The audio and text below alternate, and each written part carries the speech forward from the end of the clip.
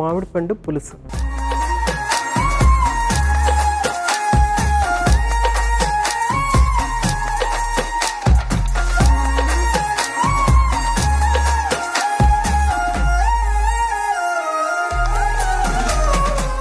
మామిడి పండు పులుసుకి కావాల్సిన పదార్థాలు ఏంటో ఒకసారి చూసేద్దాం. మామిడి పండు గుజ్జు, చింతపండు, ఆవాలు, జీలకర్ర, ఎండుమిర్చి, కరివేపాకు, కారం, పసుపు, ఉప్పు, నూనె అన్నీ రెడీగా ఉన్నాయి. సింపుల్ ఇంగ్రీడియంట్సే. సో మనము వెంటనే స్టార్ట్ చేసేసుకుంటే చాలా క్విక్గా అయిపోయేటువంటి రెసిపీ ఇది. చాలా యూనిక్గా ఉంటుంది. మీరు ఈ రెసిపీ తయారు చేసి ఎవరికన్నా ఇచ్చి ఇది ఏంటో చెప్పమనంటే కొంచెం కన్ఫ్యూజ్ అవుతారు. ఏదో మామిడి పండులాగా అనిపిస్తుంది, కానీ చూస్తుంటే ఏమో ఒక పప్పు పులుసులాగానో లేకుంటే సాంబార్ పులుసులాగానో అలా అనిపిస్తుంది అని అంటారనమాట. రైస్లో ఇది మిక్స్ చేసుకుని తింటే చాలా అద్భుతంగా ఉంటుంది అనమాట. చాలా టేస్టీగా ఉంటుంది. ఇందులో మనకి మామిడి పండు ఒక తీగా ఉంటుంది కాబట్టి దానికి మనం కొంచెం అంత చింతపండు, ఉప్పు, కారం ఇవన్నీ వేసేటప్పటికి ఒక యూనిక్ టేస్ట్ అనేది వస్తుందన్నమాట. చాలా చక్కటి రెసిపీ, డిఫరెంట్ రెసిపీ. సో మనం ఇక్కడ ప్యాన్ పెట్టేసాం కదా. సో ఫస్ట్ ఏంటంటే ఆయిల్ యాడ్ చేసుకుందాం.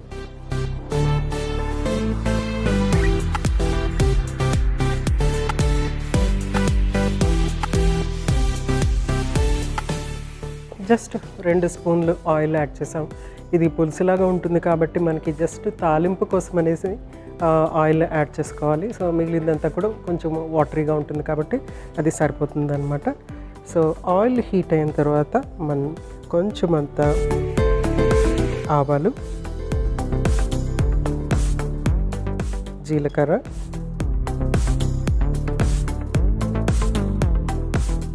ఇందులో ఎండుమిర్చి.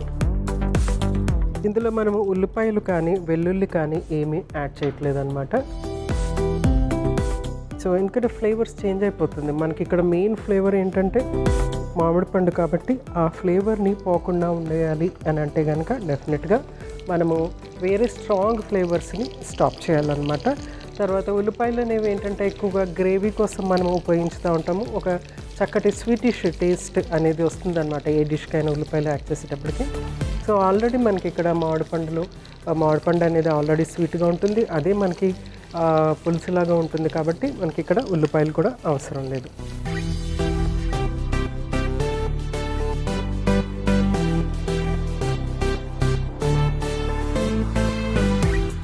సో చక్కగా వేగిపోయిన తర్వాత ఫస్ట్ మనము యాడ్ చేసేది ఏంటంటే మామిడి పండు గుజ్జు.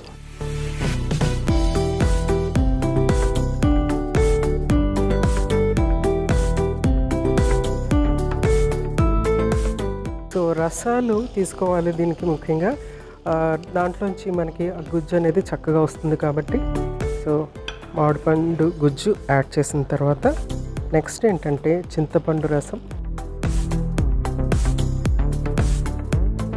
కొంచెం అంత పులుపు యాడ్ అవుతుంది.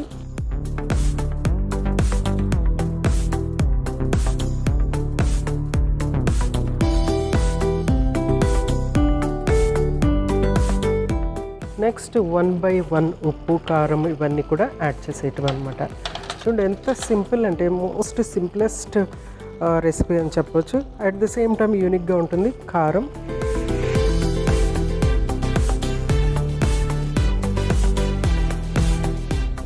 అలాగే పసుపు,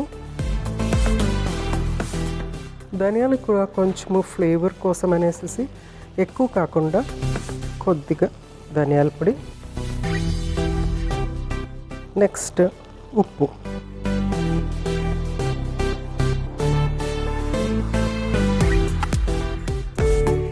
చాలా సింపుల్గా ఉంది. ఇప్పుడు మనం ఇది చూస్తే ఏమనుకుంటారు, ఎవరన్నా ఇలాగా మామూలుగా చూస్తే ఎలా కనిపిస్తుంది, పప్పు పులుసేమో అని అనుకుంటారు. పప్పు పులుసులాగా అనిపిస్తుంది కదా, కానీ తిని చూసిన తర్వాత తెలుస్తుంది అది ఏంటి అనేది. కొంచెం ఇబ్బంది, వెంటనే కనుక్కోవటం డెఫినెట్గా ఇబ్బందిగా ఉంటుంది. కానీ మళ్ళీ చేయించుకొని మళ్ళీ కావాలి అని మీ అడుగుతూ ఉంటారనమాట. మీరు ఎవరికి ఇచ్చినా, ఎవరికి ఇది సర్వ్ చేసినా కూడా. సో చాలా యూనిక్ రెసిపీ ఇది. ఎక్కువ మన సౌత్ ఇండియాలో ఇది చాలా తక్కువగా ఉపయోగిస్తారు. మనం ఎప్పుడు మామిడికాయనే ఎక్కువ ఉపయోగిస్తూ ఉంటాం. అంటే మామిడికాయ పులిహార, మామిడికాయ చారు, తర్వాత మామిడికాయ పప్పు, మామిడికాయని ఇంకా డిఫరెంట్ మిక్సింగ్ వెజిటబుల్ లాగా ఉపయోగిస్తూ ఉంటాం అన్నమాట. మామిడి పండును ఉపయోగించడం అనేది కర్రీస్లో చాలా చాలా తక్కువ. ఓన్లీ పెరుగన్నంలో మామిడి పండు తినటమే ఎక్కువగా మనకి సౌత్ ఇండియాలో చేస్తూ ఉంటారు. కానీ నార్త్లో ఇది ఇలాగా పులుసులాగా తయారు చేసుకుని తీసుకుంటూ ఉంటారనమాట. ఎందుకంటే ఇది సంవత్సరానికి ఒకసారి వండుకునేటువంటి రెసిపీ. ఎందుకంటే ఒకేసారి వస్తూ ఉంటాయి కాబట్టి మామిడిపళ్ళు ఆ టైంలోనే ఇది కుక్ చేసుకోవడానికి వీలవుతుంది అనమాట.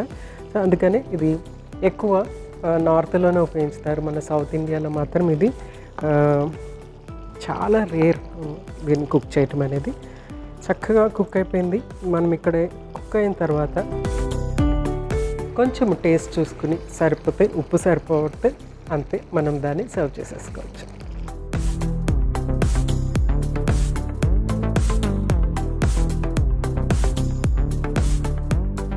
సో మామిడి పండు పులుసు రెడీ అయిపోయింది. ఫస్ట్ దీన్ని సర్వ్ చేసేసుకుందాం. మనము స్టవ్ ఆఫ్ చేసేసుకుందాము.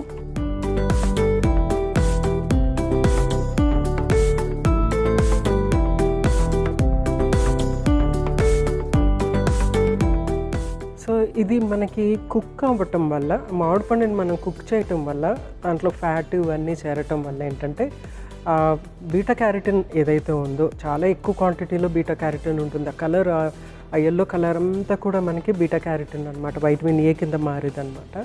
సో కుక్ చేయటం వల్ల అది మనకి మోస్ట్ ఎఫెక్టివ్గా అబ్జార్బ్ అయిపోతుంది అనమాట బాడీలో. బీటా క్యారోటిన్ అనేది చక్కగా అబ్జార్బ్ అవుతుంది. ముఖ్యంగా చంటి పిల్లలకి మనకి వైటమిన్ ఏ డెఫిషియన్సీ వచ్చే అవకాశం ఉంటుంది. సో అంటే 6 years లోపల పిల్లలకి జనరల్గా వైటమిన్ ఏ డెఫిషియన్సీ వచ్చే అవకాశం ఉంటుంది. అలాంటి పిల్లలకి ఏంటంటే మనము మామిడి పండుని ఈ విధంగా కుక్ చేసేసి మామిడి పండు పులుసులాగా వాళ్ళకి రైస్లో మిక్స్ చేసి ఇస్తే కనుక అందులో ఉన్నటువంటి బీటా క్యారోటిన్ చక్కగా అబ్జార్బ్ అయిపోతుంది అనమాట. వైటమిన్ ఏ డెఫిషియన్సీ తగ్గుతుంది. అలా రెగ్యులర్గా అట్లీస్ట్ మనకి మామిడి పండు ఉన్నంత టైం అంతా కూడా పిల్లలకి కనుక ఇది మనము రెగ్యులర్గా ఇస్తే, పూరీలో కానీ చపాతీలో కానీ లేకపోతే రైస్తో మిక్స్ చేసి కానీ ఇస్తే కనుక యాజ్ ఇట్ ఈస్ దాన్ని మామూలుగా ఒక సూప్ లాగా కూడా తీసేసుకోవచ్చు. సో అలా చేసి ఇస్తే కనుక పిల్లలకి డెఫినెట్గా వైటమిన్ ఏ డెఫిషియన్సీ తగ్గుతుంది. ఇది పిల్లలకే కాదు, పెద్దలకు కూడా ఈ వైటమిన్ ఏ డెఫిషియన్సీ తగ్గే అవకాశం ఉంటుంది. ముఖ్యంగా మనకి ఏజ్ అయ్యే కొద్ది ఐ ప్రాబ్లమ్స్ వస్తూ ఉంటాయి కదా, అలాంటి వాళ్ళు దీన్ని తీసుకుంటే, రెగ్యులర్గా తీసుకుంటే కనుక చాలా హెల్ప్ఫుల్గా ఉంటుంది. సీజన్లో మామిడిపళ్ళు దొరుకుతున్నప్పుడు ఇవి తీసుకుంటే మనకి ఆ వైటమిన్ ఏ అనేది స్టోర్ అవుతుంది లివర్లో. సో అందుకోసం అనేసి రెగ్యులర్గా ప్రతిరోజు ఏదో విధంగా ఫ్రెష్ ఫ్రూట్ లేకపోతే ఏదన్నా ఒక డెజర్ట్ లాగా చేసుకోవటమో లేకుంటే ఇలా కర్రీలాగా చేసుకుని తీసుకోవటమో చేస్తే కనుక డెఫినెట్గా మామిడిపండు నుంచి వచ్చేటువంటి పోషకాలన్నీ కూడా మనకి చక్కగా ఉపయోగపడుతూ ఉంటాయి. సో తప్పనిసరిగా ట్రై చేసేయండి. మామిడి పండు పులుసు రెడీ అయిపోయింది. మామిడి పండు యొక్క ప్రయోజనాలు మరొకసారి మీకోసం.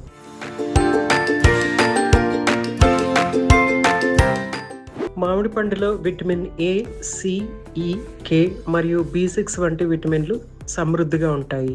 మామిడి పండులో విటమిన్ ఏ అధికంగా ఉండటంతో కంటి ఆరోగ్యానికి చాలా మంచిది. మామిడి పండులో విటమిన్ సి మరియు B6 ఉన్నాయి. ఇవి శరీరానికి రోగనిరోధక శక్తిని పెంచుతాయి. తరచూ జలుబు, దగ్గు వచ్చే వారికి మామిడి చాలా మేలు చేస్తుంది. వేసవిలో తింటే శక్తి ఇచ్చి దాహాన్ని కూడా తీర్చుతుంది.